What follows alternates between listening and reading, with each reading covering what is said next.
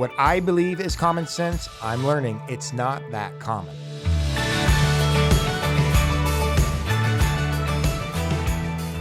The issues of homelessness and housing are challenges impacting communities all across the nation, and we're no exception here in Wichita and Sedgwick County. The growing problems are top of mind for many of our residents, and in early 2023, our community came together to explore these challenges and try to find potential solutions. From these discussions, a plan emerged, and so did leaders from our community that are pouring in countless hours hoping to make Wichita a model city for how we address homelessness and how we better serve our unhoused population. One of these leaders is Steve Dixon, a local business owner, a philanthropist, and now the board president of a nonprofit formed to help lead these efforts. As we talk about the issues around homelessness and housing and the work that's being done, you'll see the passion volunteers like Steve have to serve this community and invest sustainable solutions to our most vulnerable neighbors. I hope you enjoy this conversation with a man that I deeply admire, my friend, Steve Dixon. Steve Dixon, man, welcome. Thank you, brother, for doing this. The cameras didn't get turned on quick enough to hear us singing the KU alma mater. That's true. Probably a good thing. It's probably a really good thing. You know what's wild is your and I's relationship didn't start. We're here to talk today mostly about the homeless challenges in our community, how to better serve unhoused populations. The board that we currently serve together on, which is the Second Light Board, which was formerly known as the MAC, the Multi-Agency Center. Right on. So, but our relationship didn't start there. We've served on a board previously. That's right. Firm Foundations Ministry, a lot of sober living houses, second chance work, a lot of some prison ministry. Mm-hmm. So I've known about your heart for community and your heart for service for quite a while now. Right but on. You don't just serve on a bunch of nonprofit boards. No. What else do you and your family do in this community? I want people to know. I want people to know you. Sure. So thank you. And again, appreciate the time. I always love having the opportunity to talk about, Second Light, other passions, right? But, my day job, the job that I actually get paid to do, I am the CEO of PB Hoydell Company. I was an 80-year-old this year, family business started by my great-grandfather back in 1946. Pete started this business. Pete was an immigrant from Norway. Oh. Came to the United States, was born in Norway, came to the United States, didn't know a lick word of English. Lived in Wichita for a long time. At the age of 50, after his kids had moved out, everything settled at home, decided to start a business. I'm like, well, that's cool. And then you put your name on it too, which makes it even better, right? So really bold guy. And I was really fortunate that I had the opportunity to grow up with Pete. He lived till he was about 95 years old. And so my sisters and I got to know him as he moved my family back to Wichita, or actually not back to Wichita, from the East Coast. That's where my mom and dad met. That's where they got married. And so I am a not quite lifelong Wichitan, but, proud high school graduate of Goddard High. So, I've lived here for a very long time. But yeah, day job at PB Hoydell is wonderful. I love it. It's the thing that gives me and fills up the bucket. I work with a wonderful team. You do. Oh yeah. And they are the ones that give me the opportunity to do, like you talked about, all the different nonprofit work and community development work. But part of the reason that they do that is that one of our core company values is community. This is something I believe in and has been passed down from generation to generation, is that business is a really important part of the community. We don't exist in this vacuum where, hey, we're all about just going and making money, delivering shareholder value. Those things are super important, and we have to be profitable, right? I mean, capitalism is important. It's a great driver. It's a great way to reduce poverty. But at the end of the day, business does have a responsibility to be a good steward and a good partner in the community. And so one of the ways that we do that is my team frees up time for me to go do work on Second Light, which has been kind of a part-time job recently. It certainly is for you, yeah. Right. But also to do all the other stuff, and what's been fascinating over the last, I would say 4 or 5 years, since, again, we've worked together on the Mental Health and Substance Abuse Coalition Board of Sedgwick County, right? And having the ability to see where we're starting to make connections and we're starting to see our nonprofit partners really starting to collaborate well together. Yeah. Having people that have served on these boards and seeing where, hey, we can really do this better, we can do things differently, and having the opportunity to infuse some business principles into places that normally you don't see them. I think that's really been where the big win has been so far. Without a shadow of a doubt, and we're feeling this as an entrepreneur in this community. You know, I was very much aware of the siloing that people talked about, particularly in the nonprofit spaces, that there was siloing, that there were real issues, but there was just always a struggle to really work together. I think all that's changed, man. I'm in spaces now, and you're in these same spaces. Everyone is at the table. Everyone is helping to shape outcomes. Everyone cares about what's happening in this community. And what you said about B.B. Hoydale and the mission, not just for shareholder value and not just for profitability. Those things are important. You got to be able to run a company. And Absolutely. And you've got to turn profit to pay the bills. But what you said about community impact, last episode I had Joe Woodward from Stand Together on. Perfect. You know them. Joe and they talk a lot about social entrepreneurs and what it means to use your business to socially impact and to better impact our communities. And Hoydale is a prime example. You are a prime example of a small business owner, an entrepreneur in this community that believes wholeheartedly in that. So thank you for that example. Well, and think about it, Ryan. I mean, when we talk about as business owners, how do you entice people to come to work for you? Well, you have to give them a community where people want to live. You have to give them schools. You have to give them things to do. And you have to create a community that people want to be proud of, right? And so they want to say, hey, I love working at Hoydale, but I'm also really happy and proud that I live in Wichita. And for a long time, I've lived here now for 20 years since I moved back from Kansas City. That probably first 10 years, there's a whole lot of outflow, a whole lot of negativity, a whole lot of, I don't want to be from here. And what I've really seen is that big shift and change. And I will always credit James Chung coming to Wichita and kind of calling us out and saying, hey, you guys aren't where you were when I lived here in the 80s. To really light the fire under folks and say, hey, how do we make this better? How do we make a difference? You see, Wichita flag flies all over the place now. I have a license tag on the back of my car that has it now, right? But you see that sense of pride, you see that sense of community really building, and that's what helps to break down some of those barriers too, is people know that if we're not on board, if we're not going to play ball with everybody else, we're probably going to get left behind. That's right. Right. It's a competitive world, competitive environment. If we want to grow this place, if we want to make this place continue to prosper and flourish, then we need everybody at the table. And what we're seeing is it's not just elected government, local government leaders. We're seeing the nonprofit community, the faith community, the business community. They're in the rooms. They're shaping these outcomes. They care about these issues. And you're at every one of these tables, Steve. So that's why for me, it was important to have you on to talk through these things. I want to understand your heart. I want people to understand what it is you're doing. And you are doing things in this community, and you're a catalyst in so many ways and a conduit in so many ways. So I want to talk through these things today because I'm grateful for everything that you do. Thanks. Why homelessness? So I think there's a couple different things that factor into that, Ryan. Part of it is as a person of faith, a very strong Christian background. Grandpa was a preacher, went to church, learned all these things. When I read through my Bible and I see red letters in my Bible that say that, love your neighbor, it doesn't delineate out who is my neighbor, right? It doesn't say, well, hey, it's the person living next door. It really means everybody, right? It means all members of our community. And we can't cut off certain people because they don't dress the way we want them to dress. They don't think the way we want them to think. Or in some cases, they don't have the resources that we have, right? And so that's part of it, is that deep-seated understanding, coming out of faith background that says there's a responsibility, right? That I've been given a lot of opportunity. I've been given a lot of, I would even call it privilege. And it's really, I don't want to waste my skills and talents, where we could be helping other people. And that's what all this is really all about is, I have a set of skills and talents. I'm not a great on the ground person, right? I know how to do the work. I've met with people. I talk to people, but really my skills are more in, like you said, connecting people and figuring out what's the best strategy, what's the vision for what we're trying to get done, and how's the best strategy, what's the best strategy to try to take the tactics and get this thing moved from A to B to really realize what the community itself wants to see happen. And I believe that Wichita is a hugely compassionate community. They really care about people.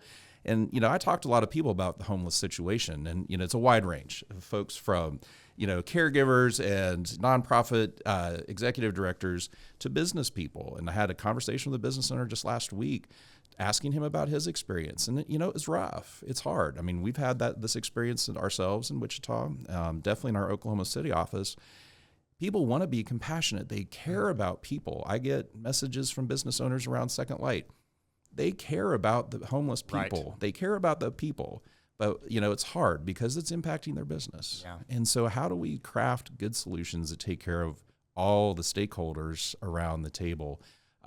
That's what the challenge is, but that's what makes it super fun. Yeah. Right. Yeah. And that's the entrepreneur in you. That's the business person in you, is to see opportunities, to close gaps and to meet objectives and to 100%. And again, the same thing that drives you is what drives me. I've told people this publicly, that when I was running a campaign in 2022, I knew there was a homelessness issue, particularly in my district, County District 4. Right. So it's Douglas North. Yeah. 119th Street on the west barrier, Oliver for the most part on the east border, and then it's north. So I have downtown, I have midtown, I have Riverside, I have all these areas, the north end, that are seeing a significant brunt of the homeless population that is in this community. And to be completely transparent, it wasn't top of mind for me as an issue in my campaign. Okay. It wasn't until I was 3 months into office in 2023 when I started to say, okay, all these things are connected. Yeah. And there was one specific issue for me. There were two that were really transformative, but I'll tell you this one. Well, I'm driving down South Broadway. I'm driving down Broadway heading south to the Ruffin Building where we office for county government. Right. And I got to First Street and Broadway at the stoplight, and I looked over, and there was a young lady there, unhoused, homeless individual, and she was sitting in a doorway of an abandoned office. Yeah. And we just locked eyes. Oh man, we just locked eyes. And what moves you is the same thing that moves me, and that's people. Right. Is the value of people. It's the Imago Dei. It's people are made in the image of God. Yes, sir. And I just saw her, and it just. It's not like I was unaware previously, but it just leveled me differently that this is a human being, man. Correct. That she's got parents, that this young lady might have brothers and sisters. She might have kids. She has neighbors, aunts, uncles, friends that loved her. And this is a human being. And to see people have full on crisis and full public view, I just continue to say that I think we're better than this. I think we can do better. I think we can do more here. I'm not talking about government. No, we'll talk about that we as a community are better than this. And I appreciate that differentiation too, because it is a whole community effort that, we talk about homelessness specifically, but we could talk about any number of large civic issues. But homelessness specifically, the only way that this probably move the needle is as if the whole community gets involved. Exactly right. Right. We don't, government is wonderful and they are, doing a great job. We've been very well supported by the city of Wichita in this regard right now, right? They had some ARPA money that they were able to seed into Second Light. But it doesn't fall in just the police department, it doesn't fall in county government, it doesn't fall in city government, it doesn't fall in the parks department that's cleaning up encampments. It's all of us. And, whether how we get engaged, whether it's on boards or whether it's through philanthropy or, just having a kind word for somebody and asking him, how are you doing today? Yeah. Right? Sure. Because it is a person to person. And one of the biggest issues that I think people have, or that, when I talk to people that are experiencing homelessness, is that they feel unseen. They feel like, and that, lowers them from that feeling of actually being a person. Yeah. Right. And we could either treat this as a problem and solve the problem, or we can look at these people as persons and, like you said, created in God's own image and say, let's help out. Let's do what we can do. Let's do what we know how to do. Yeah. And I love hearing it always. Every time I hear you talk about it, we must and can do better because we can. Yeah. And it's just a matter of figuring it out how. And you know what, Steve? This isn't a political issue. We politicize these issues sometimes, and here I am, a conservative Republican. Right on. For me, this is an issue of life. This is an issue of, as a pro-life person, this is an issue of pro-life policy. This is about people. Right. And I've been constantly and consistently encouraged my pro-life brethren that we have to look that this is the pro-life movement has to be expanded into the issues of life and flourishing of life in regards to those that are vulnerable. This is why I'm very involved in the foster care community, the homeless communities, and advocating for these. These are human beings. These are people, and we can do better. Right. And when you see this going on in our community, and the trajectory of this is getting worse, not better, for a lot of different reasons, which we are certainly going to talk about, we've got to intervene. We've got to intervene. Right. And there is a trajectory that we can change to better these people's lives, to better this community. We are too good to let this continue in this community. Without question. And I think part of it is, again, we've got to switch the mindset this is not a problem, but these are people, right? And once we get the mindset shifted that this is a person, and you hit on it, and this is a critical piece of the puzzle, is to see that, this is somebody that had his parents, has brothers and sisters, aunts and uncles. There is value to this person. And, when you see somebody sleeping in the doorway, or you make eye contact, or you ask them, how's your day been, or what's your name, that makes it's heavy. Personalizes it. It's very heavy, because that's a responsibility. We got to fix this. Can I tell you a story? Then I want to get into talking a little bit about what does the numbers look like? What's the data look like? What are the causes of homelessness, so that we have a better understanding? Because part of our job is to create awareness in the community. Without question. 2 emergency winter shelters ago, when it was over on East 21st Street, I met a gentleman that was there. Mm-hmm. He was in his mid-50s, late 50s. I can't remember his name, but his story is what resonated with me. Wasn't someone that was an addict. This wasn't someone that had a mental health disorder. This wasn't someone that was a felon that just got out of prison and can't get a job, can't get housing. Right. This was an individual who told me his story. His story was that he had got a divorce a few years ago, a few years prior to this moment, and he was from Missouri and moved to Wichita because he was a carpenter. And he had been a carpenter for roughly 25 years. He was a sole entrepreneur, sole operator. He ran his own carpenting little business. And his daughter was getting married. And he basically expended his entire life savings on his daughter's wedding, because there had been friction after the divorce, and he wanted to give his daughter the day of her life. Right on. And he always knew that, hey, I'll just work harder, and I'm a carpenter. I'll continue to get work, and we'll make this happen. He expended the bulk of his life savings. Had no other resources here in Wichita, no other relationships here in Wichita. As a carpenter, he's in his mid-50s. He got hurt. Hurt his back, and could no longer work.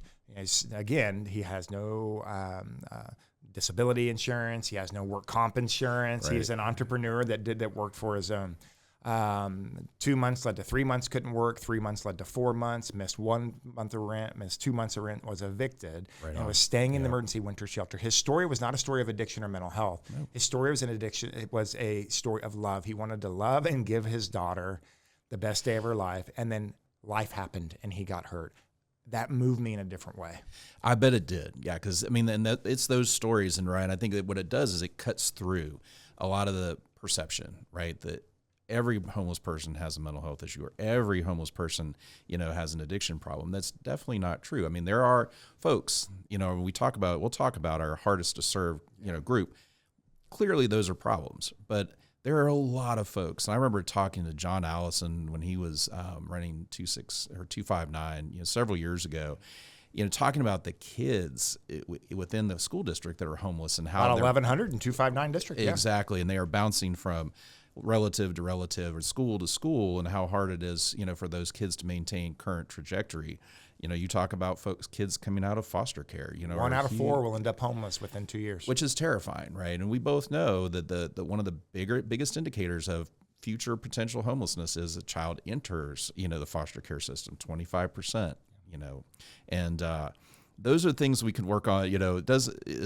We talk about homelessness. I think it's important for people to understand that the work we're doing at Second Light is a reaction to and a solving of a current issue, but it's not, it's kind of like a Band-Aid, right? In some regards, right? We are helping people in the current space where they are, but there's a lot of steps that it took for them to get there. Absolutely. And if we can intervene at any one of those key critical times. We talk about this in the foster care system. How do we intervene upstream to make sure kids don't enter the system to begin with? 100%. I think it's important to name what the causes of homelessness are. Sure. Because certainly mental health and substance use are certain causes that do impact people that are homeless at a higher proportionate rate than normal society. I mean, It is certainly a catalyst that can create homelessness and all kinds of trauma in people's lives. Exactly right. But that's not it.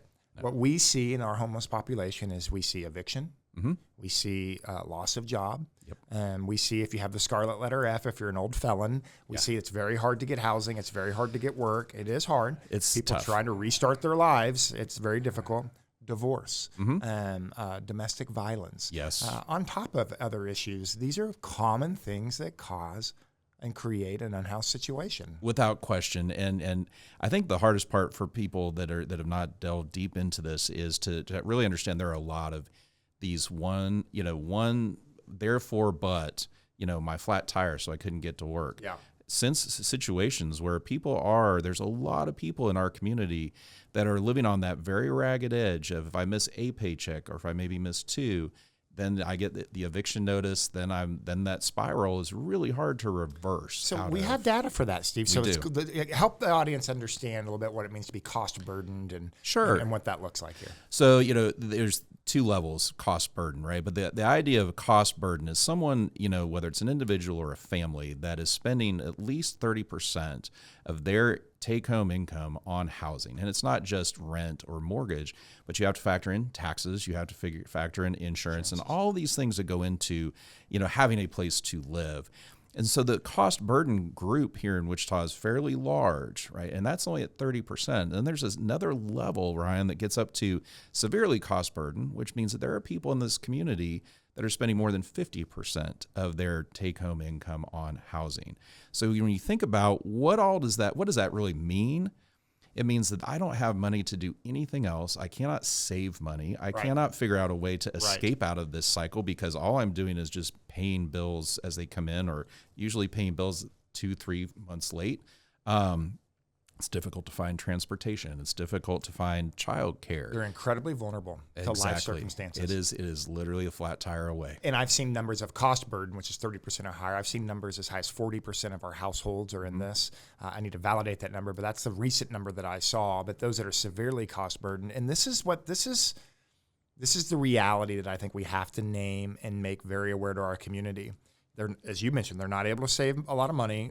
Everything's going towards just living, and living very paycheck to paycheck. If you lose your job, if you have a sickness, if anything, that you are really just 1 to 2 months away from possibly being homeless. Our friend at Family Promise, Dawn from Family, she loves to say that homeless problems are a challenge of running not out of money, but running out of relationships. I agree. And if you run out of relationships, it can step in and support. This is how close so many people are in this community to being homeless. So it's not an issue just of mental health and substance use. It's an issue of resources, growing poverty, and the housing challenges that we have in this community. Absolutely. And you talked a little bit about this, and what Dawn was saying, is really that it's that, how are you connected into the community, right? Who are your friends? Where is your family? And your example of the gentleman you talked to at Winter Shelter is a prime example of that. It's somebody that moved here maybe for a job, or to be close to a parent that was not doing well. And then all of a sudden, that circumstance changes. I don't have friends. I can't go hang out on somebody's couch because I don't have friends, or I don't have family to step up and step in, and they're left out there vulnerable. And social safety net helps, but it doesn't fill those gaps. I just think it's really important that we name that publicly. Whenever I talk about homelessness, it's particularly on social media, I always get some of my friends that I love and adore, and I appreciate their perspectives, and I understand their perspectives, but I think their perspectives are misaligned. Because I have so many people that said, well, they got in this situation by their own choice, or they got in this situation because they're addicts, and yes, that does exist. And it does exist at a higher proportion than normal society. Agree, but that's not all. That's not the only reasons why people become homeless, and we need to be aware of that. Right. Well, and you just take the addiction piece of this. A lot of the reasons that you see high addiction levels is because there's no hope. Yeah. They do not have chicken and the egg. What came first? Exactly. Is that, I start to use because it makes me feel at least a little bit better, right? Because I do not see a way out of my current situation. And so I start that process, and then, it just multiplies on itself. And you're right. I really believe that the bulk, in fact, I know because the numbers talk about it, the bulk of our folks are really in that space where it's just they do not have either the financial wherewithal to fully eject out of homelessness. They need that little bit of assistance that says, give them that space, partly just to find respite from life on the street. Life on the street is very hard. I think sometimes nobody really wants to live on the street. If we all face facts, people say, I like it here, and some people, that's their lifestyle choice. But that's a very, very small number. Very small number. It is really, nobody wants to be there. They would much rather be in a place where they feel safe, they feel secure, they feel that they can get their life restarted and eject out of homelessness. Good, Steve. Let's talk. You mentioned numbers. Let's talk a little bit of numbers. Sure. I know United Way and the Continuum of Care, the Coalition to End Homelessness here in Sedgwick County, They do great work, and they do a point-in-time count every year. Mm-hmm. The point-in-time count is a 1 day in January, right? Yes. Yeah, 1 day in January, and they're required to do this by Housing and Urban Development. The Correct. feds require them to do that to qualify for continuum of care dollars. Right. And they send people throughout the community to try to count as many people as they can that are homeless. It's one indicator, one night. It's not the full depiction of who is experiencing homelessness in this community. Mm-hmm. But what was the recent PIC count? What do you know what that number was? I believe it was close to 700 persons, and I'm probably off by I think that's right. 10-ish or so, right? And that number went up this year. The year prior, it had gone down just a hair. But the difference, what we're seeing is that the folks that are the number of unsheltered persons, even with the winter shelter being open and running at pretty close to full capacity, the number of unsheltered persons in Wichita did go up, and the number of sheltered persons did go down, but the total number did go up.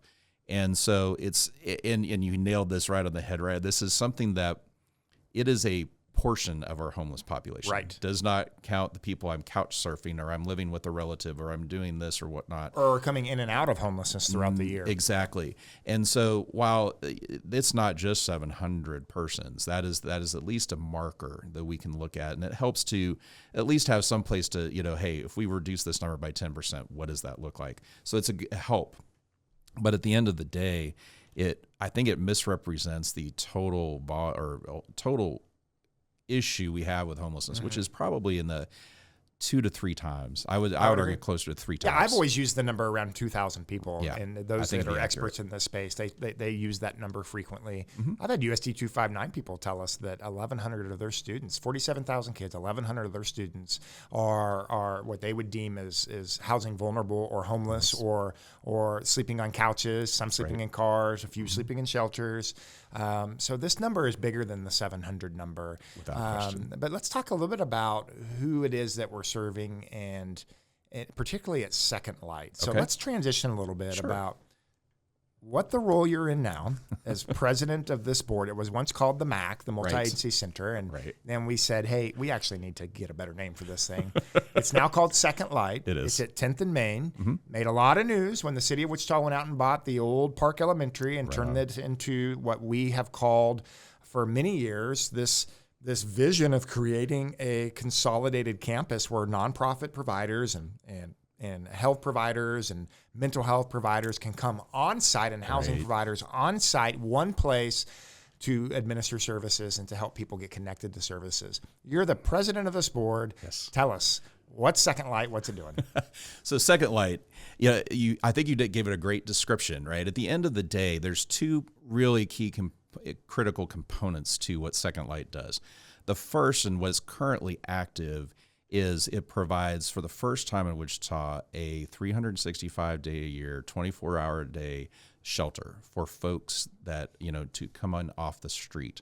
And so starting with emergency winter shelter back at the end of November of 24, and now through today, that shelter has never closed, other than for a brief couple of hours to fix a water main problem or a sewer problem, one of those 2.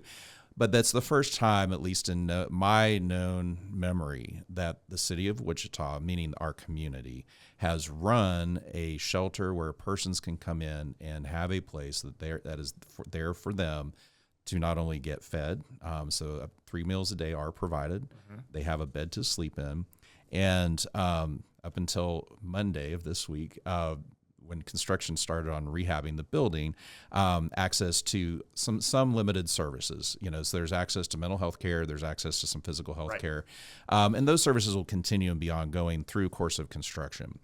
The second piece of this component is really that wraparound services, what we would call the MAC, the Multi-Agency Center. That is the part that is now undergoing construction. That's the 2-story part of Old Park Elementary. It's a beautiful 100-year-old building, gift to us, I feel, because it's a really cool space. But what makes it cooler is that when the construction is complete, it'll be a space where we have a list of well over 120 service providers right now that are interested in providing some sort of service to the homeless population in Wichita in that space. Okay, pause. I want you to say it again. 120 service providers that are saying, we want in on this situation. We want to help. We want to provide services, and we want to do this with partnership at the Second Light. Absolutely. Yeah. We had a meeting over at Evergreen last year, and 120 people, 120 different organizations showed up. I feel that number is light. I think that there are others. I mean, I get people contacting me all the time. Hey, how can we help? What can we do? How do we get involved? It's remarkable, man. It's heartwarming. It really is. And what it shows is that, again, I 100% believe Wichita is a very giving, very caring community. We have nonprofit partners that want to help, and it's not wanting to help because they want to raise numbers. They want to, find more money. They know we're not paying anybody to work there. Right. It is, they know that that's where their client base is, that they know where that's where the people they want to serve are.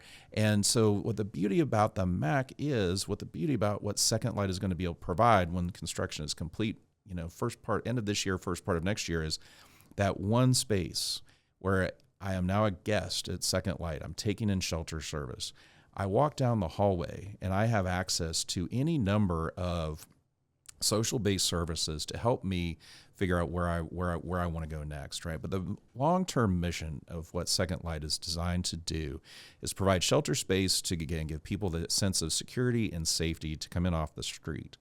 But then our focus is on how do we get you most well prepared for housing and exiting into housing. Our target is between the 90 and 120 days. Yes. Work on housing plan pretty much from day one. Right. What do you need? What are the hurdles? What are the barriers? Yeah, because shelter is not intended to be housing. No. Shelter is respite. Shelter is emergency. It is. It's getting you out of elements and then getting you connected. It's not intended. Second Light is not intended to be someone's home. No. It's a stopgap. It's conduit to getting them into a more permanent, sustainable situation. Absolutely. And I talk to folks, what description I use, it's kind of like the front door, right? It is the entry point to where I can start to think about, but I have to get out of that, survival mentality, which is what it takes to live on the street. Is where's my next meal? Where am I going to sleep? How am I going to protect myself?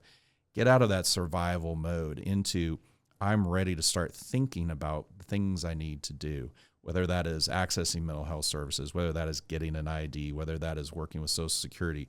Some cases it's finding the right connector or the right provider that has housing opportunities.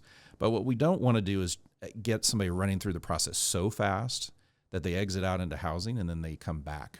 We have this recidivism issue, right? Well, we want to make sure people are well prepared. And so what is the right place for you to be? What is the right opportunity? Because not everybody is well suited to be, hey, I'm going to go find an apartment, live in an apartment by myself, and I'll be successful. That's right. Right? And we have some talking points, I think, coming up about, what some of these people need and what we need to look at in our community. It's not just, hey, cool, I got an apartment. I'm renting an apartment. I'm working with a private provider, maybe have a housing voucher that's helping out with that. That works for a lot of folks. But there's a lot of folks that are walking in the door of the shelter that are not ready for that. Right. So we want to help everyone that walks in with a plan to exit out into whatever housing looks like for them that helps them to be successful. Talk to me a little bit about the link with homelessness and housing. We have, there's a gentleman that came and spoke, a consultant that came and spoke, wrote a book that called Homelessness as a Housing Problem. Absolutely. Yeah. He had a fascinating series of discussions he had in our community. He talks about this link to housing and how our housing situation induces more homelessness. What are your thoughts on that?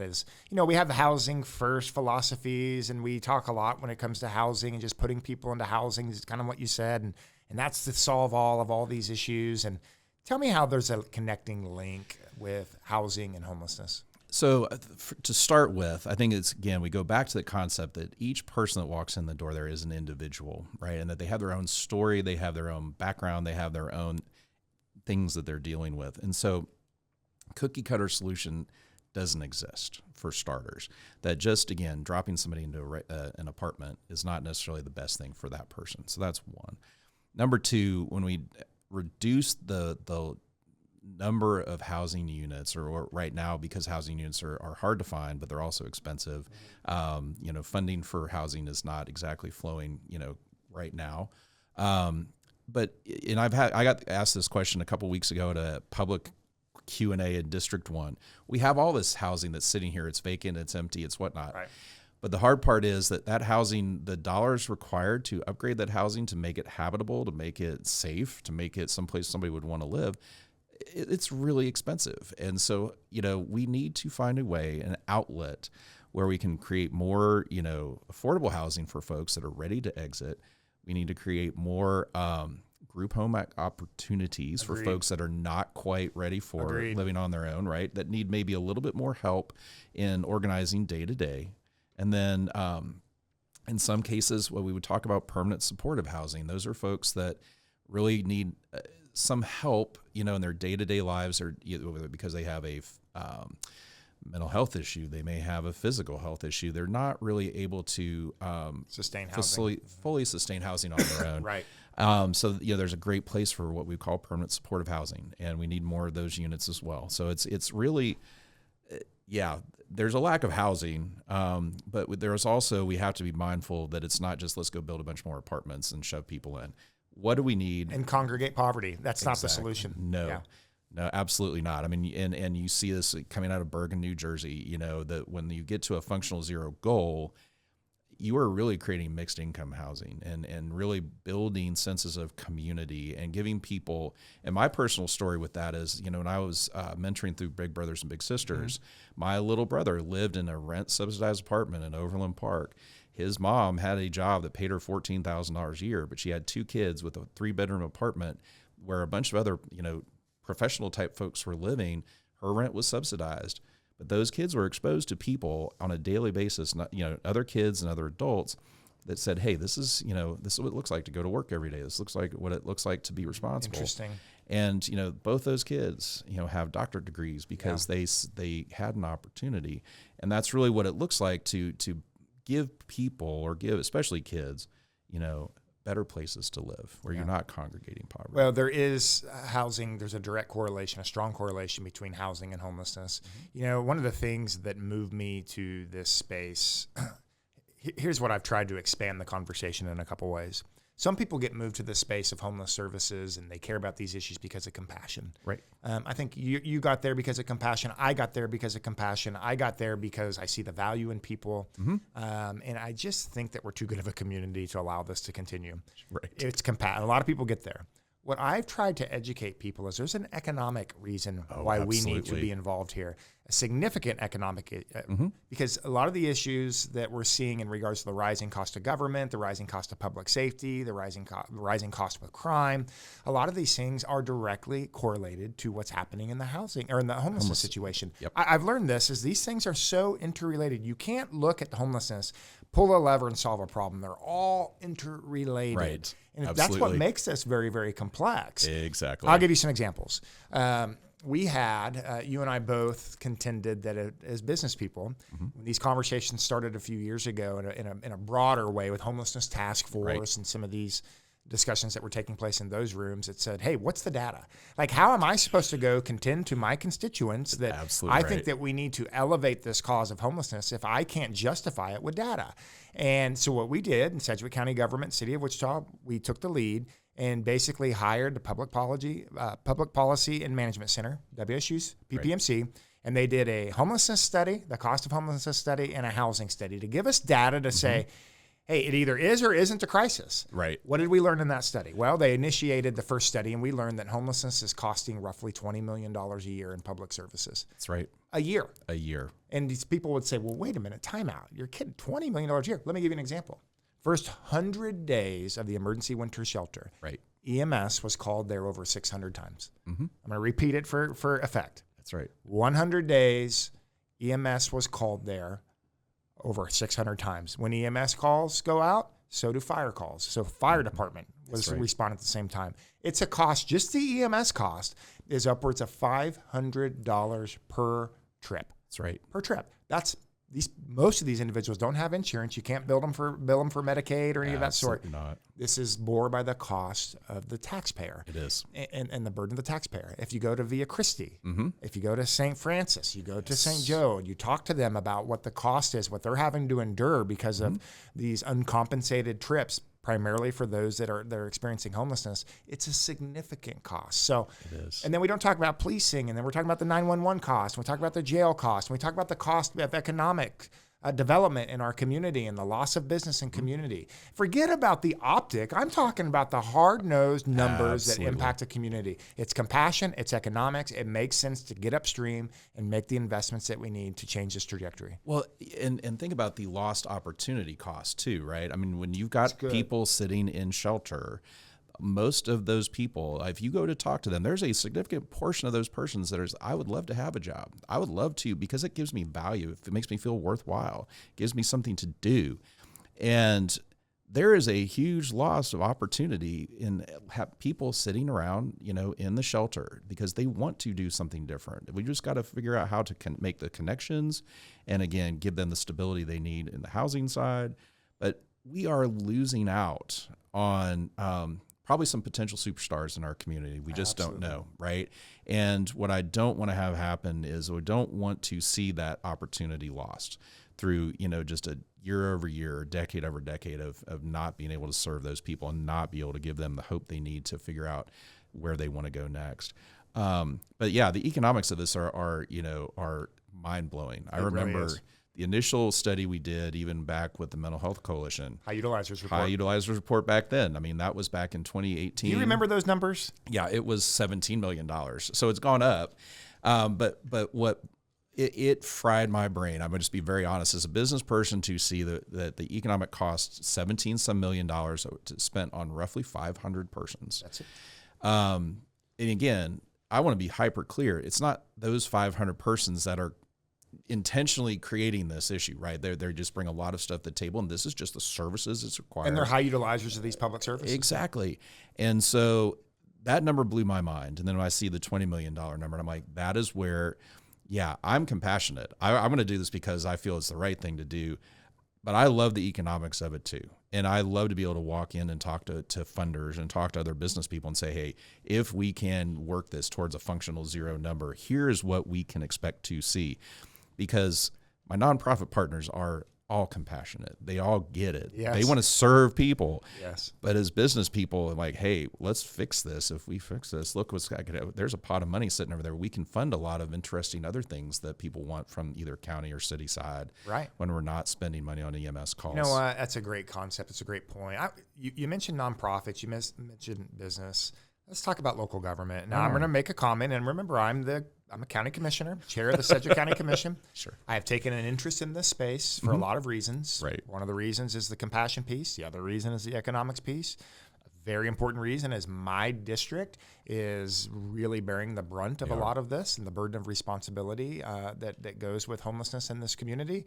And the people in my community and in my district demand that I work for solutions.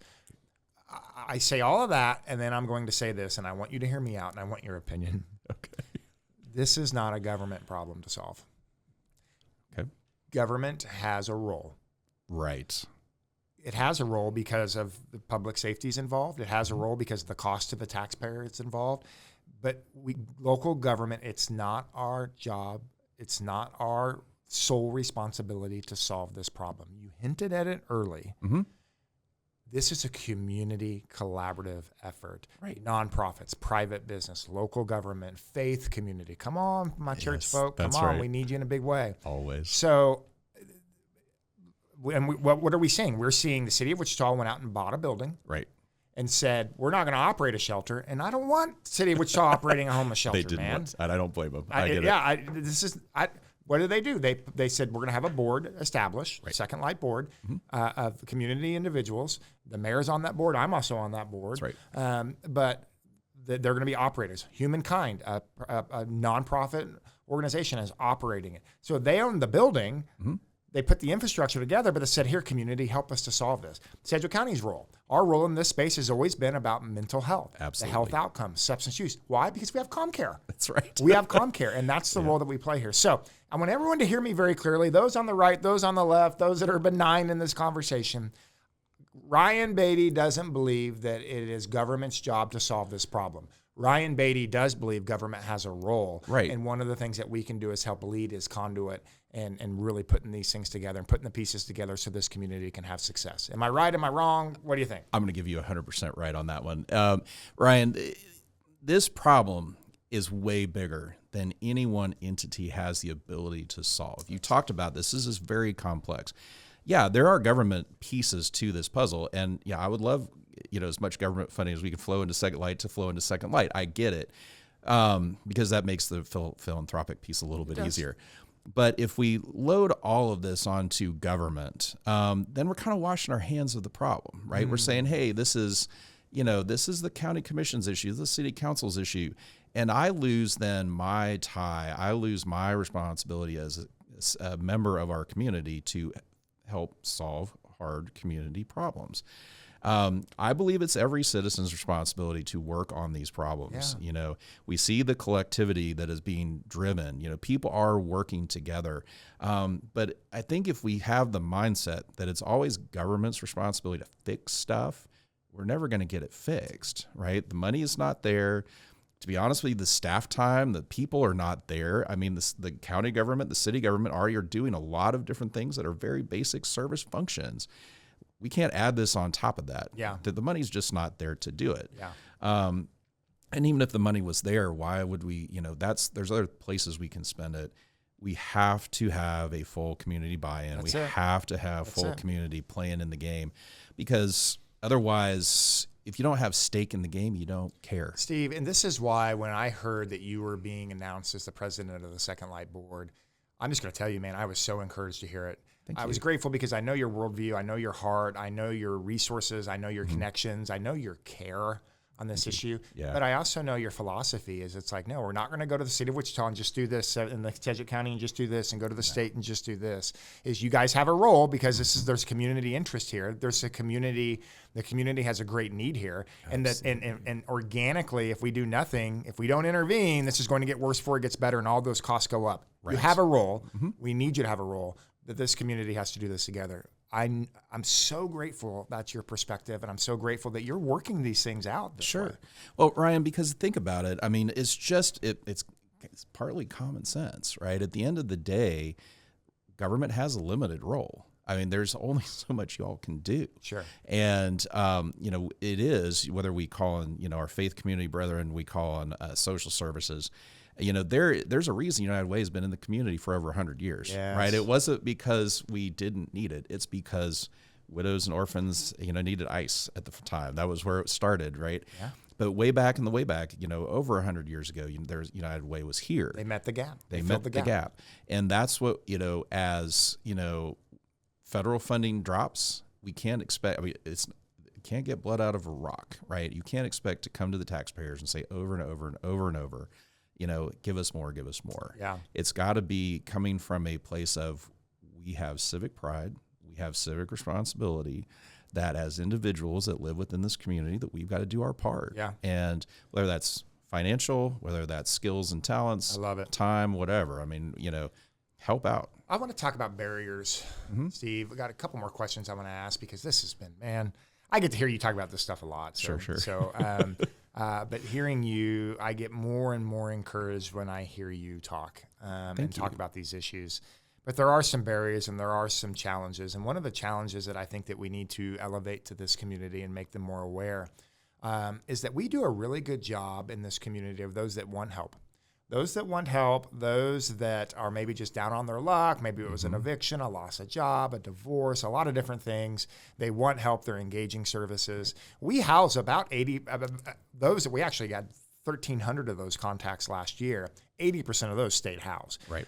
I think we need to name it. We do a really good job in this community with people that want to get help. And I want to thank all the providers out there that are doing this work. I especially want to thank people, City of Wichita Housing Department. I want to thank people at the United Way, the Continuum of Care.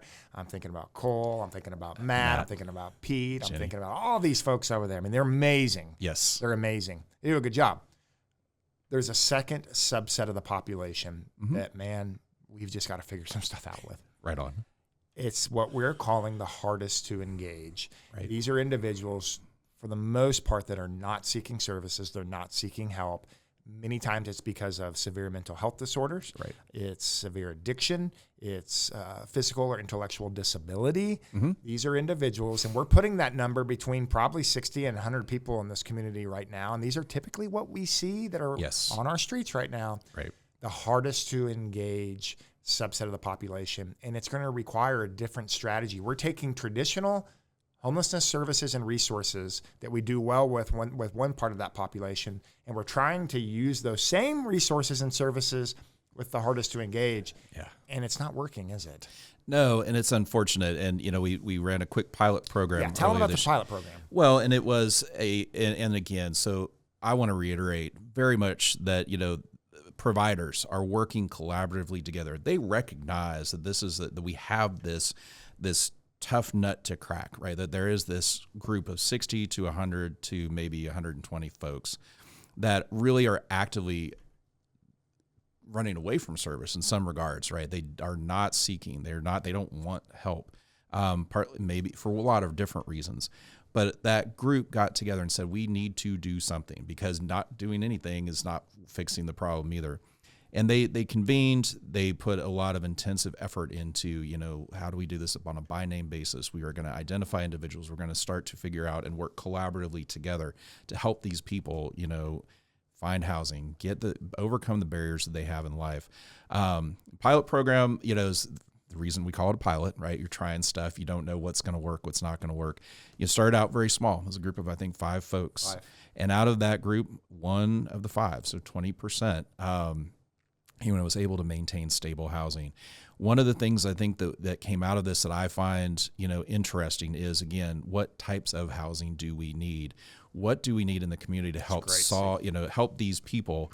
Because they are, as you've identified and we've talked about, they are one of the larger drains on the resources. And again, I hate to even talk about it that way, because it makes people look like, hey, they're just sucking money out. But it's not it. I think there needs to be different and better solutions. That's why I like what the group is doing that's working on this pilot is, hey, okay, that didn't work. What's next? And these were significant housing supports, significant case managers, significant interventions, and 4 out of 5 still could not maintain housing. Absolutely. And that is something that we need to be aware of, and that's something that we've got to find a pivot. Mm-hmm. We got to find a pivot. In the old days, we had other types of stability, housing stabilities. We had group homes. We had institutionalization for some of these individuals. Right. These things don't exist in our community today. So we've got to pivot, and we've got to find other opportunities. Right. Because for a couple really important reasons. Number one is these people need our help. Correct. Let's not lose sight. Thank you. These people need our help. Mm-hmm. Number two, the businesses, the neighbors, the community members, they also need our help. As they also need solves to these problems. And the third thing is the economics is, again, these are the high utilizers of the public services that are driving up costs. Mm-hmm. And it just makes sense to be a good steward over these resources. We've got to pinpoint where these challenges are, and we've got to attack them. And we got to attack them quickly. Fill the gap, right? I mean, identify the gap, fill the gap, figure out, what needs to be done. And I think that what I'm seeing now that is most encouraging is that people are, from a service provision standpoint, are starting to really work through the way we would attack a problem in a business, which is I'm going to put something out there. I'm going to try this because I think this is the best solution. That solution didn't work. Well, what did we learn from that? How do we create this learning loop of we tried this didn't work. Here's things that we like, and here's things that just didn't fly. Then let's create another trial. Let's create this until we really get down to the heart of let's nail down what it is we need that's going to move the needle. I still really feel that as you talked about and identified, we are missing, there's a gap in the housing side for folks that are I would say present more challenges than others. And that's, whether it's group home, whether that's institutions, whatnot. Because that we don't know quite what the answer is quite yet, but we think that that's where the answer is starting to point to. And let me just make this comment, and I've been criticized when I say this publicly, but I this is how I feel. It's okay.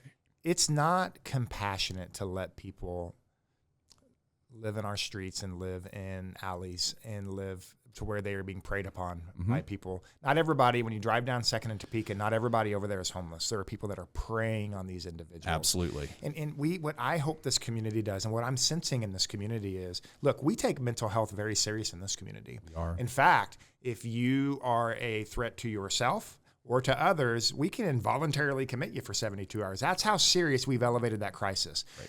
I don't yet believe we've elevated homelessness as a community to that level of crisis. When we see someone that lives on the streets saying, this is not okay.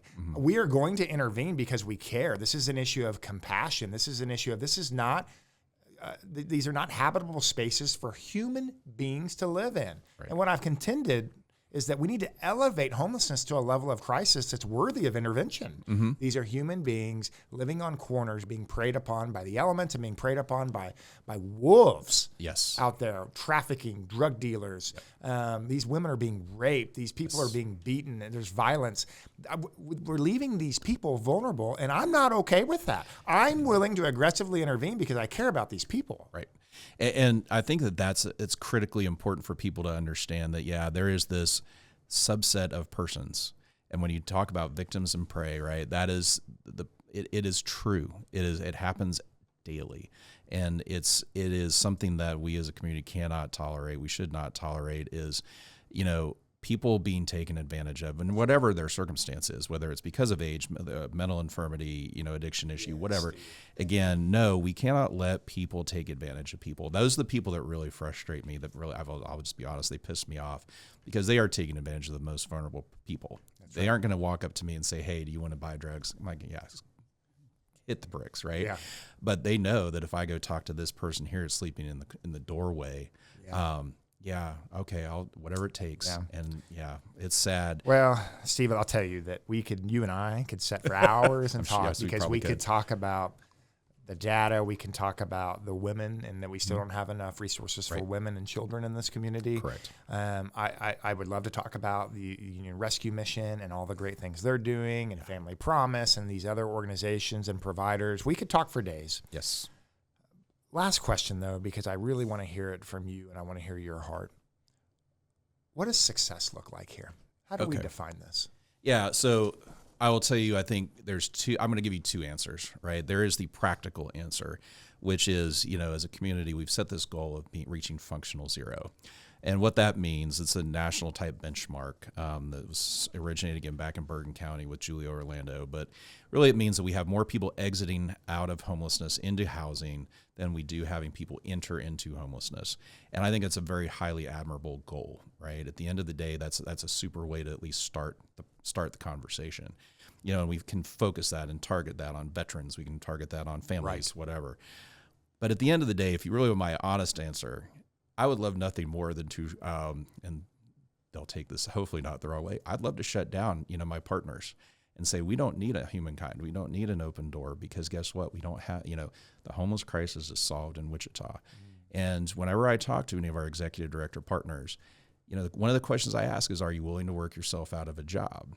And thankfully all of them say, yeah. I would love nothing more than to be able to shut my door and say, job well done, right? And we're not there yet. But, if we want to have a real aggressive, we want to really say this is what we've done and we've won as a community, it would be to say we don't need the shelter anymore, because we are doing such a great job of keeping people out of homelessness that we can take care of the last little bit that need the biggest amount of help. Well, man, what a beautiful vision. I'll tell you, the second light's under construction.